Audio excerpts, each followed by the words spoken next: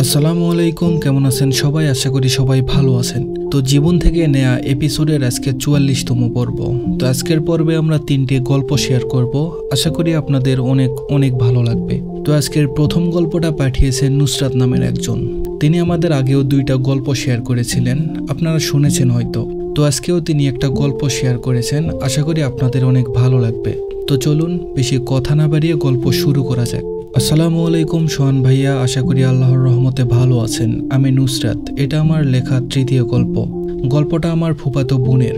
জানি না গুছিয়ে লিখতে পারি কিনা, তবুও চেষ্টা করছি। বোঝার সুবিধার্থে আমি আমার বোনের ভাষায় লেখার চেষ্টা করছি। মা, ও দেখতে কেমন জানি, আমি ওকে বিয়ে করতে চাই না।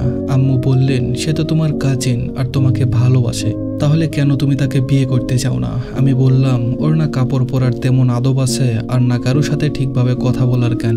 আমি ওকে বিয়ে করতে পারবো না। আম্মু বলল, মায়া, তবুও বিয়ে করতে হবে, তুমি রাজি হও বা না হও। আমি আমার সেই কাজিনকে কল করে বললাম, সামির, আমি তোমাকে বিয়ে করতে পারবো না, তুমি বিয়েটা ভেঙে দাও। সামির বলল, আমি আমার বাবা মায়ের ইচ্ছার বিরুদ্ধে যেতে পারবো না। আমি রেগে গিয়ে বললাম, আমি তোমার সাথে জীবনভর থাকতে পারবো না।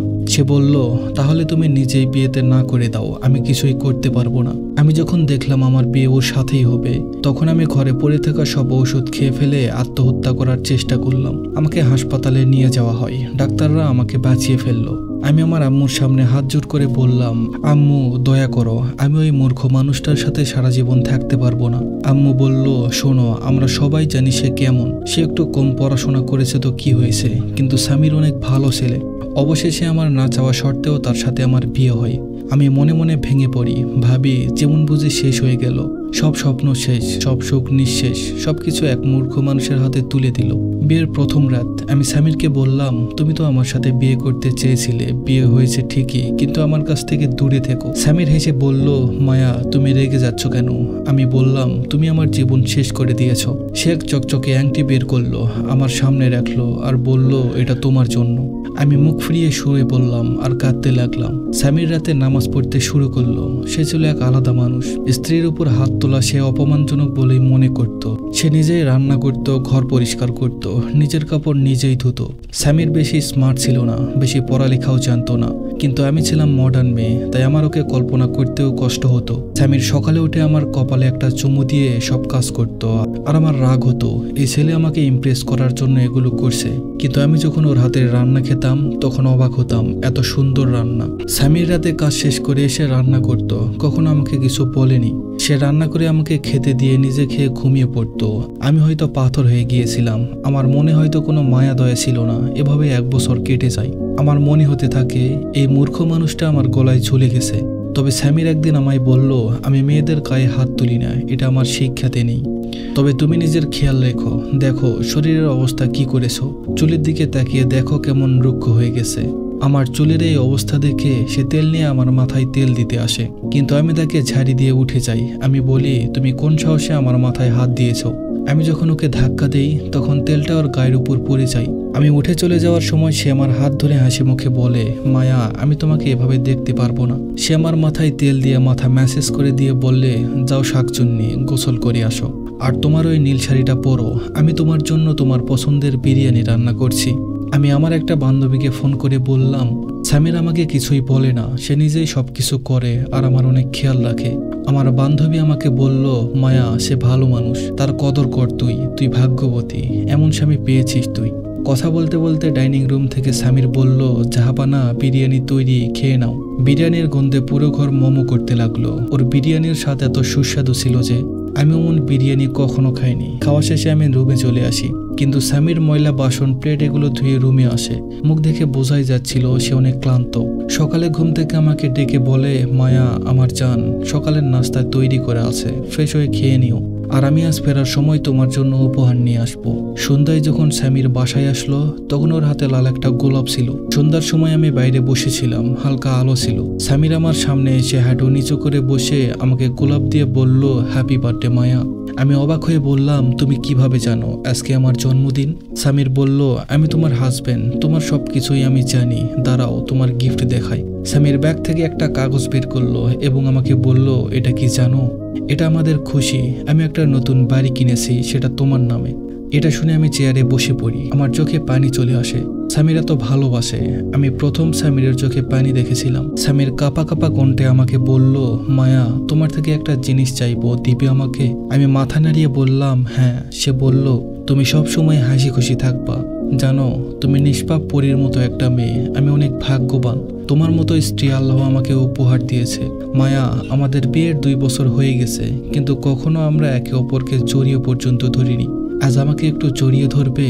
আমি আমার মনের অজান্তে ওকে জড়িয়ে ধরি। আমি অনুভব করলাম সামির আমাকে অনেক শক্ত করে জড়িয়ে ধরেছে। সামির কান্না করতে করতে বলল, আল্লাহ জানে এভাবে আর কখনো জড়িয়ে ধরা হবে কিনা। আমি বুঝতে পারছিলাম না আমি কি করলাম এই 2 বছরে, এই মানুষটাকে এত কষ্ট দিয়েছি। আমার মনে হচ্ছিল আমি তার বুকে সারা জীবন থেকে যাই। 2 বছর আমি তাকে ইগনোর করেছি, কিন্তু সে আমাকে তারপরেও চেয়েছে। আমি রাতে ভাবতে থাকি কাল সকালে আমি নিজেই ওর জন্য নাস্তা বানাবো। পরের দিন সকালে উঠে আমি সামিরের জন্য নাস্তা বানাই। অনেকক্ষণ সময় যাওয়ার পর আমি সামিরকে ডাকতে যাই, কিন্তু ও ঘুমাচ্ছে দেখে আমি ভাবি আর কিছুক্ষণ পরে ডাকবো। অনেকক্ষণ পর আমি ভালোবাসা নিয়ে তাকে ডাকি এবং বলতে থাকি, সামির ওঠো, দেখো আমি আজকে তোমার জন্য মজাদার নাস্তা বানিয়েছি। কিন্তু সামির কাঁথা গায়ে দিয়ে ঘুমাচ্ছিল। আমি ওর কাছে গিয়ে দেখলাম বিছানায় রক্ত, ওর মুখ থেকে রক্ত পড়ছে। আমি চিল্লায়ে কান্নাকাটি করতে শুরু করলাম, বলতে থাকলাম, সামির ওঠো, কি হয়েছে তোমার? উঠে যাও না প্লিজ। প্রতিবেশীরা সবাই এসে পড়লো, হাসপাতালে নেওয়া হলো। ডাক্তার বলল সামিরের ব্লাড ক্যান্সার ছিল 1.5 বছর ধরে, সে কাউকে বলেনি, সবাইকে হাসি দিয়ে সব আড়াল করতো। সে বলতো আমার কেউ নেই যে আমার জন্য অপেক্ষা করবে। সামির একাকী ছিল। আমি কাঁদতে কাঁদতে বললাম, সামির আমাকে মাফ করে দাও, আমি পাগল হয়ে গিয়েছিলাম, তুমি চলে যেও না, আমি তোমাকে ছাড়া বাঁচতে পারবো না।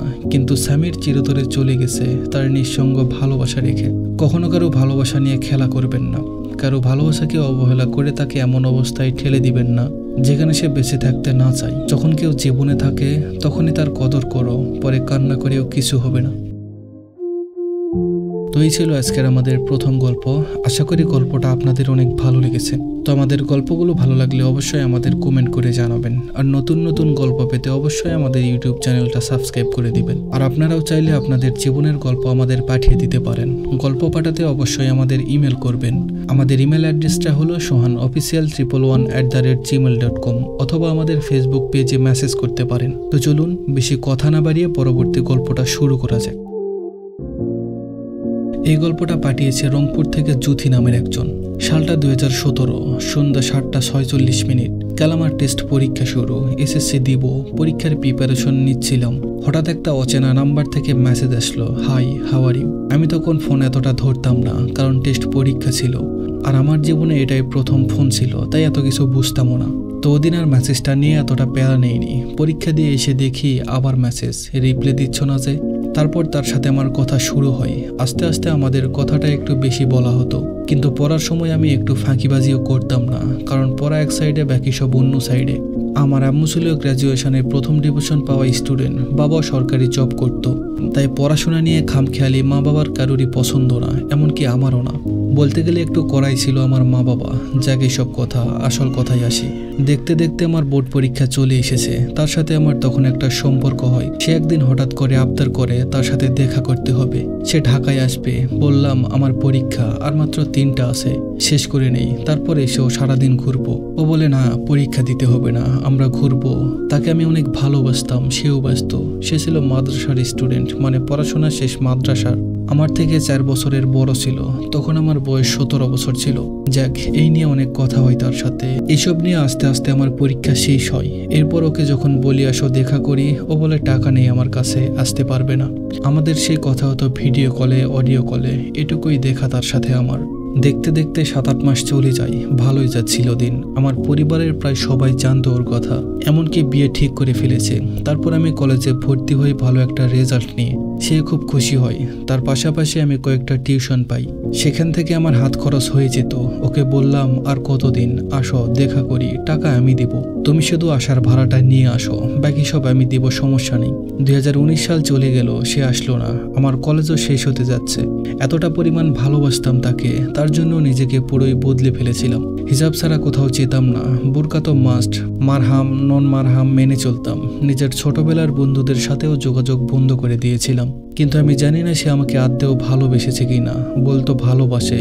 2020-এ এসে পড়লো করোনা, সবকিছু অফ হয়ে গেল। আমার এইচএসসি পরীক্ষাও হলো না, কিন্তু সে তখনও বেকার। আমি ওকে বললাম, তুমি তো মাদ্রাসার স্টুডেন্ট, তুমি চাইলে মাদ্রাসায় জব নিতে পারবে, ছোট হোক সমস্যা নেই, পরে আমিও জব করে তোমার পাশে দাঁড়াবো, এখন একটা জব নাও যাতে বিয়েটা হয়। আসলে সত্যি বলতে আমার পরিবারে মা বাবা রাজি ছিল না, তাও অনেক কষ্ট করে যুদ্ধ করে রাজি করিয়েছি বিয়ের জন্য। তারপরেও বলে যে না, আমাকে দিয়ে এইসব হবে না। তখন বললাম, তুমি তাহলে ব্যবসা করো, আমি কিছু দেই। টিউশন করে মাসে 5-6 হাজার টাকা তো আসতো, তো ওই টাকা আমি জমিয়েছিলাম। সে বলে, তোমার কাছ থেকে ভিক্ষা কেন নেব? তখন বললাম, এইটা কেমন কথা? আমি চাই তুমি সফল হও, আমাদের বিয়েটা যাতে হয়। কে জানতো সে এমন করবে। আস্তে আস্তে তার ব্যবহারও পরিবর্তন আসলো, আমাকে সময় দিত না, মানে ভালো কথা বললেও খারাপ ভাবে নিত।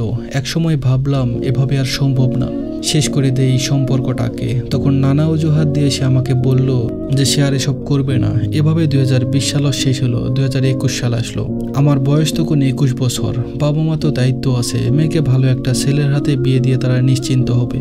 তখন ওকে বললাম যে থাক, কিছু করতে হবে না তোমার, তুমি বেকারিতে আমি রাজি, বিয়ে করে পরে না হয় কিছু শুরু করো, চলো বিয়েটা করে ফেলি। সে কিছুদিন সময় চাইলো। আমাকে বিয়ের জন্য দেখতে আসে মানুষ, তাদের সামনে যেতে অনেক কষ্ট হতো। মা বাবাও তখন কথা শোনাতো যে কই সে, যাকে ভালোবাসিস সে তো আসে না, কত বছর অপেক্ষা করবি, আমাদেরও তো বয়স হয়েছে। এভাবে যাচ্ছে দিন। ওকে বললাম যে বাসায় বিয়ের জন্য প্রস্তাব পাঠাও। ও বলে যে না, মা বাবা রাজি হবে না, তুমি একটু মোটা আর কালো। আচ্ছা, যখন রিলেশন করেছে তখন মোটা কালো দেখে করেনি কেন? সে বলল চলো পালিয়ে যাই। বললাম আমার বাসায় আমি রাজি করিয়েছি, তুমি আসো, সমস্যা নেই। ও বলল না। তখন বললাম ঠিক আছে চলো পালিয়ে যাই। এই যে বলল পালিয়ে যাওয়ার কথা, সে আর আসলো না। তার ফোন বন্ধ, সবকিছু বন্ধ, যোগাযোগ করতেও পারছি না। কি করব কিছুই বুঝতে পারছিলাম না। মা বাবার কাছেও নিচু হলাম তার জন্য। আমার মা বাবা আমার বিয়ে ঠিক করে ফেলেছে 2021 সালের সেপ্টেম্বরের 26 তারিখে। এর মধ্যে হঠাৎ একদিন মেসেজ দিয়ে বলে কেমন আছো? তখন বললাম যে কই ছিলে, আমার বিয়ে ঠিক হয়ে গেছে, কিছু করো, আসো পালিয়ে যাই। সে বলল এইসব শুনতে আমি তোমাকে মেসেজ দেইনি, আর আমি বিয়ে করব না তোমাকে, যা ইচ্ছে করো, আমাকে বলবে না। এইসব শুনে আমার পায়ের তলা থেকে মাটি সরে গেছে। নিজেকে অনেকটা ছোট মনে হচ্ছিল যে কাকে ভালোবাসলাম, কার জন্য নিজেকে পরিবর্তন করলাম। তখন মরে যেতে মন চাচ্ছিল। মা বাবার মুখের দিকে তাকিয়ে কিছুই করলাম না। এর কিছুদিন পর আমার বিয়ে হয়। মা বাবা যেখানে বিয়ে ঠিক করেছে সেখানেই আমার সাথে সব যোগাযোগ বন্ধ করে দিয়েছে। তারপর 2024 সালের নভেম্বরের 26 তারিখ হঠাৎ মেসেজ আসলো আমার প্রাক্তনের। আমি আশা করিনি সে মেসেজ দিবে। তখন জানতে পারলাম তার বিয়ে হয়েছে। 2021-এর সেপ্টেম্বরে আমার বিয়ে হয়েছে, আর আমার প্রাক্তন বিয়ে করেছে 2021-এর মার্চ মাসে, মানে আমার বিয়ের আগে। তখনও তার সাথে আমার কথা হতো ফোনে। আমাকে একটু বুঝতে দেয়নি যে তার বিয়ে হয়ে গেছিল। তার এখন 2 বছরের একটা বাচ্চা আছে। তখন সে তো বেকার ছিল, তাহলে আমি তো বেকার অবস্থাতেই রাজি ছিলাম তার হাত ধরতে সারা জীবনের জন্য। সে এখন তার বউকে ডিভোর্স দিয়ে আমাকে চাই। তার বউয়ের সাথে নাকি তার বনিবনা হচ্ছে না এই জন্য। আচ্ছা, আমি কি তাহলে এতদিন একটা ভুল মানুষকে ভালোবেসেছিলাম? তো এই ছিল আজকের আমাদের দ্বিতীয় গল্প। আশা করি এই গল্পটাও আপনাদের অনেক ভালো লেগেছে। আমাদের গল্পগুলো ভালো লাগলে অবশ্যই আমাদের জানাবেন। আপনারা হয়তো জানেন না, আপনাদের এক একটা কমেন্ট আমাদের ভিডিও বানাতে আরো উৎসুক করে তোলে। তো যাই হোক, বেশি কথা না বাড়িয়ে চলুন তাড়াতাড়ি তৃতীয় গল্পটা শুরু করা যাক। এই গল্পটা পাঠিয়েছে বরিশাল থেকে একজন। আমার বাসা বরিশাল না, আমরা 3 বোন 1 ভাই। আমার বয়স যখন 6 বছর তখন আমার বাবা মারা যায়। খুব কষ্ট করে মা আমাদের বড় করেছে। ওর সাথে আমার পরিচয় হয় 2022 সালের ফেব্রুয়ারি মাসের 10 তারিখ। আমার একটা ফ্রেন্ডের কাছে থেকে আমার ফেসবুক আইডি নিয়েছিল, সেখান থেকে পরিচয় হয়েছে আমাদের। ও ভালোবেসে আমাকে মারু বলে ডাকতো। বেশ ভালোই চলছিল, তেমন দেখাও করতো না আমার সাথে। 3 বছর রিলেশনের মধ্যে মাত্র 4 বার দেখা হয়েছে। কিন্তু হঠাৎ 21 তারিখ বলে তার সাথে দেখা করতে। আমি 26 তারিখ তার সাথে দেখা করলাম। তার সাথে 3 ঘন্টা ঘুরলাম। আমি জানতে পেরেছিলাম সে বাইরে চলে যাবে, তাই তাকে বললাম তুমি কি বাইরে যাবে? আমায় বলল না, আমি বাইরে যাব না। বাসায় এসে তার একটা ভাইকে SMS দিলাম, বললাম সে কি বাইরে যাবে? উনি বলল জি, সে বাইরে চলে যাবে। মার্চ মাসের 28 তারিখ রাত 12টায় ফ্লাইট। তাকে জিজ্ঞেস করলাম যে বাইরে যাবা তুমি? কিন্তু সে তখনও মিথ্যা বলেছিল। তার বাইরে যাওয়ার একদিন আগে স্বীকার করেছে যে সে বাইরে যাবে। তখন আমি অনেক কষ্ট পেয়েছিলাম, খুব কান্না করেছি। অবশেষে সে বাইরে চলে গেল। এর মধ্যে বাসা থেকে প্রচুর চাপ দিল বিয়ের জন্য। আমি ওর জন্য অনেক বিয়ে ভেঙে দিয়েছি। সে বলেছে তার জন্য অপেক্ষা করতে। আমি আমার পরিবার সবাইকে ওর কথা বলেছি। তারা শুনে বলল যে ওর মা বাবাকে আমাদের বাসায় আসতে বলো। গত বছর ঈদে তার সাথে আমার ভাইয়া মা সবাই কথা বলেছে। তারপরে তার মেজো ভাইকে আমাদের বাসায় পাঠাই। উনি আসলো, তাকে সবকিছু খুলে বললাম। উনি বলল বাসায় গিয়ে জানাবে, কিন্তু পরে আর কিছু জানায়নি। এভাবেই দিন কাটতে লাগলো। সে সব সময় বলতো সে আমাকে খুব ভালোবাসে, কখনো ছেড়ে যাবে না, বেশ ভালো ছিল। এর মধ্যে মাও বিয়ের জন্য আবার চাপ দিতে লাগলো। তারপরে আমি সবকিছু ওকে খুলে বললাম, কিন্তু ও বলল চিন্তা করো না, সবকিছু ঠিক করে দিব, আমি আসি তো। ও আমাকে অনেক স্বপ্ন দেখাতো, আশা দিত। আমি খুব ভালোবাসতাম তাকে, তার জন্য পাগল ছিলাম। 1 মিনিট কথা না হলে কান্না করতাম। এভাবেই দিন কাটতে লাগলো, আর তার মতো করে সে আমাকে ব্যবহার করতে লাগলো। আমি সব সময় আমার মায়ের কাছে মার খেতাম, বকা খেতাম, সব সময় ওর জন্য সবার কাছে বকা খেতাম। তার মধ্যে আমি গত বছর জুলাই মাসে ঢাকা চলে যাই বোনের বাসায়। সেখানে যাওয়ার পর বোনের বাসায় বাড়িওয়ালার ছেলের সাথে আমার বিয়ে ঠিক করে, কিন্তু আমি বিয়েটা ভেঙে দেই। এর জন্য আপুর কাছে অনেক মার খেয়েছি, বকা খেয়েছি। তার 1 সপ্তাহ পরে আবার একটা সম্বন্ধ নিয়ে আসে। ছেলে থাকে দুবাই, কিন্তু সেখানেও আমি সম্বন্ধটা ভেঙে দেই। আমি সবকিছু খুলে বলি ওকে। ও শুধু আমাকে সান্ত্বনা দিত, বলতো আমি আছি, তোমাকে কোথাও বিয়ে দিতে পারবে না। তারপরে আমি বাসায় চলে আসি আর ওর মায়ের সাথে যোগাযোগ করি। এর আগেও আমি অনেকদিন ওর মায়ের সাথে কথা বলেছি, ফোনে সবকিছু খুলে বললাম। অক্টোবর মাসের 26 তারিখ তার মায়ের সাথে আমি দেখা করি। দিনটা ছিল শুক্রবার। সবকিছু খুলে বলি ওনাকে ধরে কান্না করে বলেছি যে কতটা ভালোবাসি তার ছেলেকে। উনি শুধু বলেছে ভাগ্যে থাকলে হবে, আল্লাহ চাইলে হবে। উনি বাসায় গিয়ে ওনার ছেলের সাথে কথা বলে আমায় জানাবে, কিন্তু 2 দিন কেটে যায়, কিন্তু কোনো খবর আসে না। পরে আমি কল দিই। উনি তখন বলে ওনার ছেলে নাকি ওনাকে কিছু বলেনি, আর এটাও বলে আমার তোমাকে পছন্দ হয়েছে, তুমি পড়ালেখা করতে থাকো, এর মধ্যে আমাদের ঘরবাড়ি ঠিক করি, তারপরে না হয় তোমায় নিয়ে আসবো। আমি বললাম আমার পরিবার তো এতদিন রাখবে না বাসায়, আপনি কিছু করুন। আমি যে আপনার ছেলেকে খুব ভালোবাসি, আপনার ছেলে আমাকে যেভাবে রাখবে আমি সেভাবেই থাকতে রাজি আছি। উনি বলল উনার ছেলের সাথে কথা বলে জানাবে পরে। সে আমাকে সবসময় বলতো তোমার সাথে কথা না বলে থাকতে পারবো না। আমার গায়ে 1 ফোঁটা রক্ত যতদিন থাকবে ততদিন আমি তোমার সাথে থাকবো। তোমার বিয়ে হলেও সেখান থেকে তোমাকে উঠিয়ে আনবো। এমন করে অনেকগুলো মাস চলে যায়, কিন্তু কোনো খবর নেই। তাকে খুব ভালোবাসতাম, যা বলতো তাই করতাম। তাকে বললাম কি হলো, তোমাদের বাসা থেকে কি লোক আসবে না? সে বলল তার কথা নাকি কেউ শুনছে না। আমি ওকে বললাম তুমি বিয়ে করবে কিনা? সে বলল তার ভাই নাকি রাজি না, বাবা রাজি না, শুধু অজুহাত দিত। কুরবানির 2 দিন পর তার সাথে একটু রাগারাগি হয়েছিল, তেমন কথা বলিনি তার সাথে, খুব কষ্ট হয়েছে। এই কয়দিন অনেক কান্না করেছি। তারপর আস্তে আস্তে আবার কিছুটা ঠিক হলো, কিন্তু তখনই আমার কাছে খবর এলো যে তার নাকি অন্যজনের সাথে কাবিন হয়ে গেছে। আমি শুনে পাগলের মতো কান্না করতে থাকি, নিঃশ্বাস নিতেও কষ্ট হচ্ছিল। তারপর আমি তাকে জিজ্ঞেস করলাম, কিন্তু সে স্বীকার করলো না। সে বলল তার মা বাবা নাকি অন্য জায়গায় মেয়ে দেখছে, তবে সে রাজি না বিয়ের জন্য। পরে আমি তার মাকে কল দিলাম। তার আমতা আমতা করে বলল যে তোমাকে সব বলবো, একটু পর কল দিচ্ছি। এই বলে ফোনটা কেটে দেয়, আর কল দেয় না। আমিও দিলে ধরে না। আমি তার অভিনয়টা বুঝতেই পারিনি, খুব নিখুঁত ছিল তার অভিনয়। আমি তাকে টাকা পর্যন্ত দিতাম হাত খরচের জন্য। এতদিনের ভালোবাসা কিভাবে ভুলে যাব? সে অন্য কারো হয়ে গেছে। আমার বাবা নেই, আমার জীবনটা নষ্ট করে দিল, একটা এতিমকে কষ্ট দিল। আল্লাহ কোনোদিন ক্ষমা করবে না তোমাকে। সবসময় নামাজ শেষে আল্লাহর কাছে তাকে চাইতাম, দোয়া করতাম। সে আজ আমার সাথে বেইমানি করলো। সে আমাকে 3 বছর ধরে ঠকিয়েছে। আমাকে যা বলেছে সবকিছুই মিথ্যা ছিল। আমি ছাড়াও 4টা রিলেশন করেছে। আমাকে সরল পেয়ে ঠকিয়ে গেছে। তার দেয়া মারু নামটাও ছিল তার একটা প্রেমিকার নাম। আমি বেঁচে থাকবো কিনা জানি না, কিন্তু আমি তাকে ক্ষমা করলেও আমার রুহ তাকে কোনোদিনও ক্ষমা করবে না। আমাকে ঠকানোর বিচারটা না হয় আল্লাহর কাছেই দিয়ে রাখলাম। তো এই ছিল আজকের আমাদের গল্পগুলি। আশা করি গল্পগুলো আপনাদের অনেক ভালো লেগেছে। আমাদের গল্পগুলো ভালো লাগলে অবশ্যই আমাদের কমেন্ট করে জানাবেন, আর নতুন নতুন গল্প পেতে অবশ্যই আমাদের ইউটিউব চ্যানেলটা সাবস্ক্রাইব করে দিবেন। তো দেখা হবে আবার নতুন কোনো গল্প নিয়ে, নতুন কোনো ভিডিওতে। সবাই ভালো থাকবেন, সুস্থ থাকবেন। ধন্যবাদ সবাইকে।